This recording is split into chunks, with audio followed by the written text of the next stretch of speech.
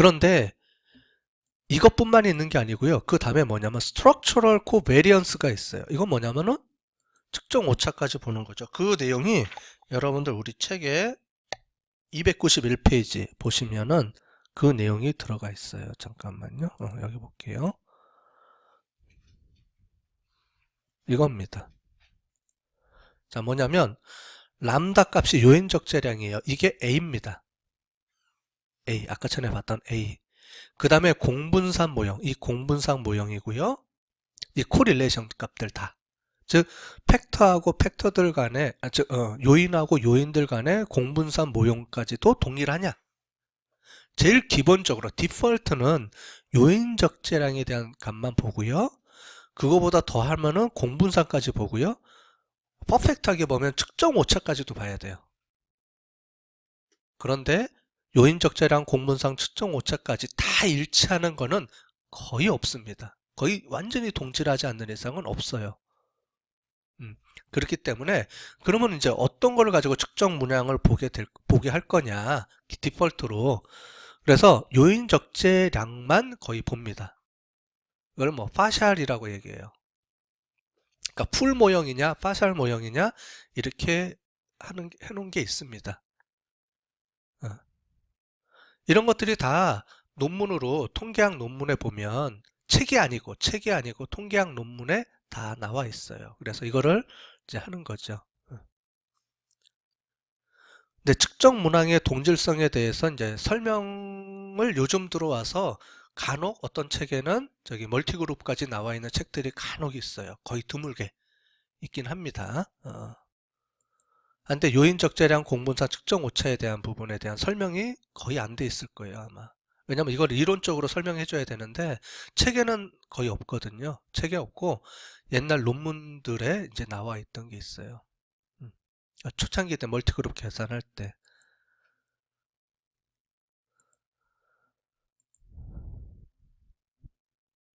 됐죠? 자, 그러면 이제 이거죠. 아이고.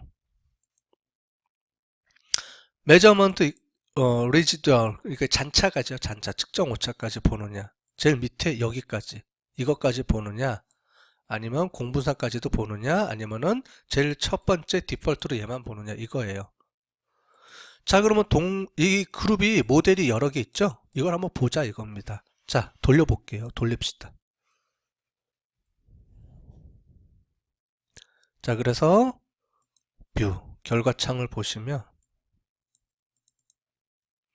모델 컴페어리즌이라고 되어 있습니다. 얘를 들어가 볼게요. 그러면 제일 위에 있는 이거를 보시면 되겠습니다. 얘가 뭐냐? measurement weight 값들, 즉 요인 적재량 값만 비교해 봤을 때 어떻게 돼요? 이거는 뭐냐면 기본이 동질하다까요? 동질하지 않다까요? 항상 기본은 등분산에서 뭐라 그랬어요, 우리? 귀무가설은 무조건 뭐라 그랬어요? 동질하다잖아요. 지금 이건 뭐예요?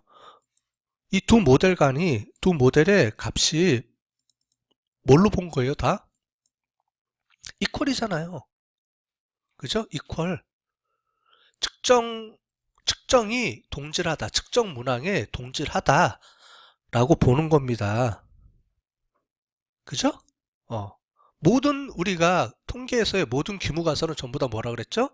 이퀄이라고 그랬죠. 동질하다고. 당연히 measurement weight 값은 동질하다 라고 했더니 p-밸류가 얼마 이상 됐어요? 0.05보다 크죠. 따라서 동질해요? 동질하지 않아요? 동질하지 않아요?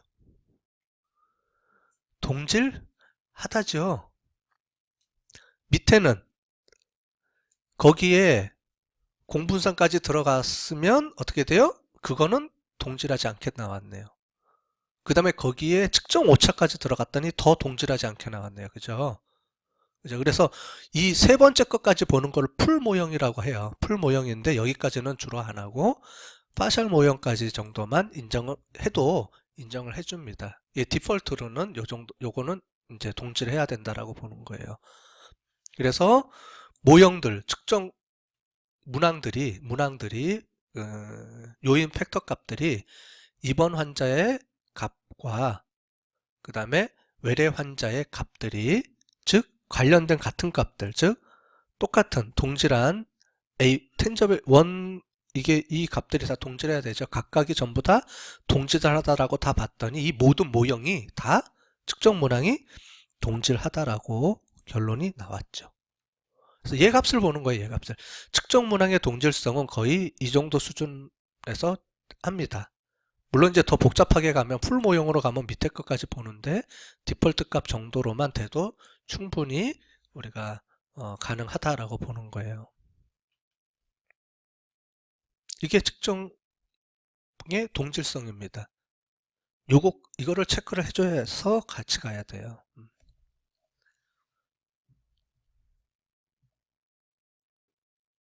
이 조용한 분위기는 뭐죠? 아, 처음 들어보시죠? 이런 거? 당연히 처음 들어볼 거예요. 이렇게 하는 책이나 책이 없거든요. 그냥 요것만 설명을 해주지.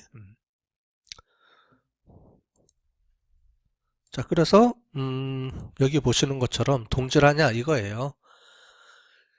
비제약 모델은 아무것도 제약이 안 된 거고, 제약 모델은 아까 전에 봤던 것처럼 두 개의 그룹 간에 텐저빌리티2의 팩터 로딩 값과 텐저빌리티2의 외래 환자의 팩터 로딩 값이 동질하다 라는 걸로 이용을 해서 모든 팩터 로딩 값들이 다 동질하다 라고 검증을 했을 때 그 값이 동질한지를 이 p-value를 이용을 해서 p-value가 당연히 0.05보다 커야 되죠. 동질하려 그러면. 그래서 얘가 0.05보다 큰 게 기본입니다. 만약에 얘가 0.05보다 작으면 어떻게 돼요? 작으면 끝이에요. 더 안 해줘도 돼요. 여기가 끝이에요. 왜냐면은 도구 자체가 틀린데 뒤에 가설 검증을 왜 해요? 도구 자체가 틀렸으니까 끝난 거지. 설문 문항 자체가 틀리다고요. 인지하는 게. 그럼 거기서 끝나는 거죠. 가설 검증 자체가 필요 없는 거죠. 어, 됐죠? 그렇게 보시면 되고, 나는 그래도 너무 아쉽다. 좀 해보고 싶다 하시는 분들은 하는 방법이, 팁을 좀 알려드리면, 원래는 이제 종료를 시키는 게 맞지만, 팁을 알려드리면, 이 각각을 한번 다 해보세요. 뭐냐면, 이거죠. 이 값들이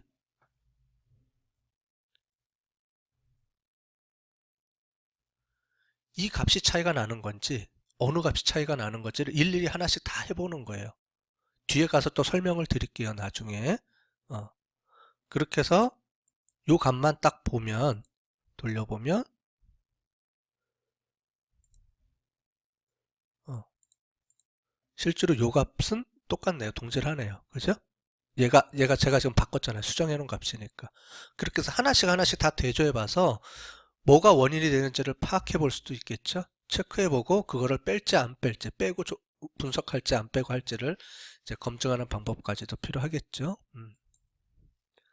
근데 대부분은 요 정도 선에서 이제 끝납니다.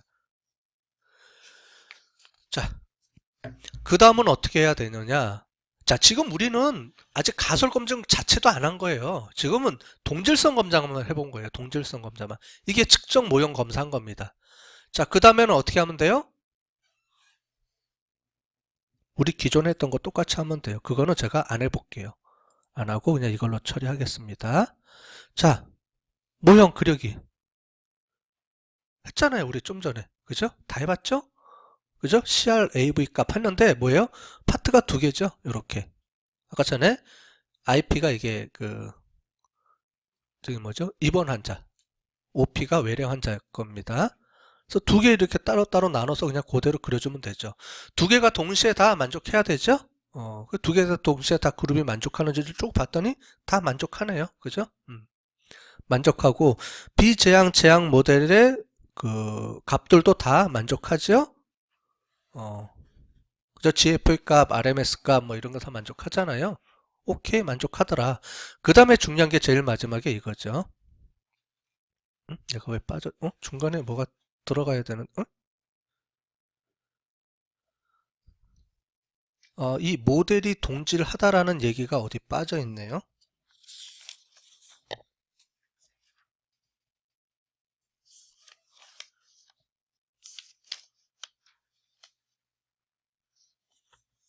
어이? 그러게 얘를 왜 빼먹었지? 응? 그러게 없네?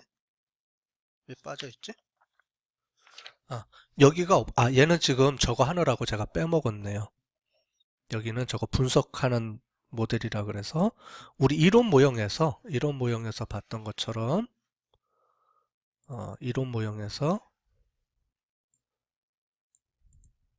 이론 설명할 때 해줬는데 이게 들어가야 되는 거예요. 자, 봤죠? 이게 여기까지는 아까 전에 그 값이고요.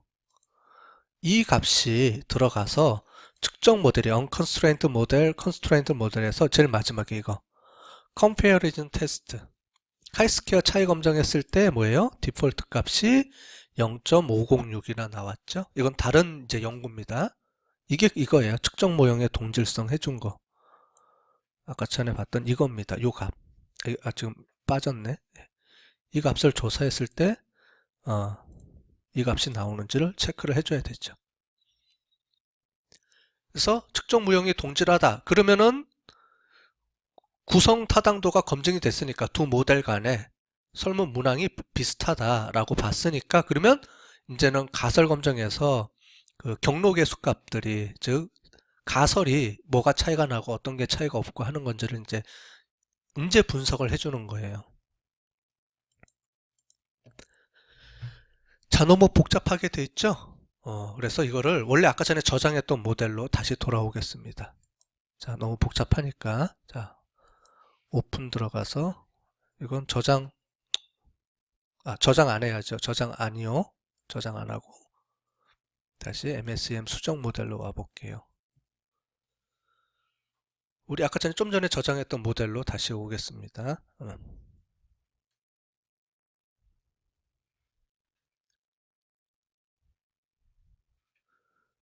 자, 그러면 어떻게 하면 돼요, 이제?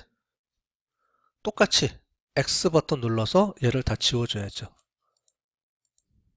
지워주고 구조 모형을 만들어야 되잖아요. 우리 처음 했던 것대로.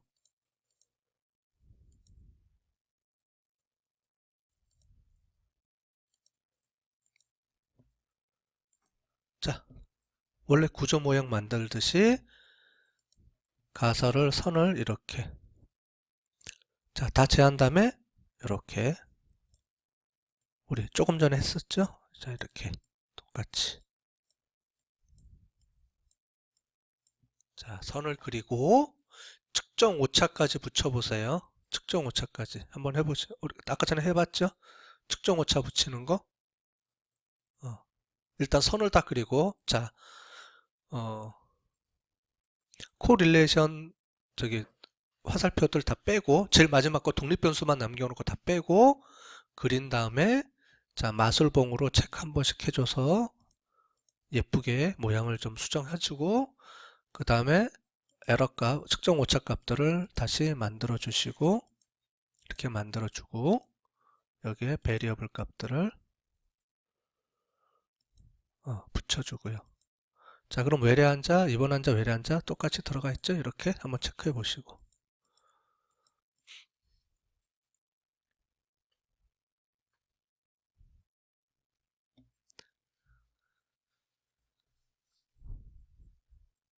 자, 나머지는 똑같아요. 나머지는 똑같은데 우리가 멀티그룹 할 때 그룹으로 쪼개주는 거 아까 전에 세팅해 주는 거 그걸 잘 한번 해봤죠? 그 다음에 두 번째 중요한 게 측정 모형의 동질성을 검사를 해줘야 된다라는 개념에 대해서 설명을 드렸습니다. 그 개념을 잘 이해하고 있으셔야 돼요. 자, 그렇게 해서 측정 동질성이 검증이 됐으니까 이제 가설 검증을 해야 되죠. 이 중에서 이제 가설 검증을 해서 그룹 간의 차이가 나는 저기 가설이 뭐가 있는지, 인과관계가 뭐가 어떤 부분에서 차이가 나는지를 봐야 되겠죠. 이제 그걸 보겠다는 겁니다.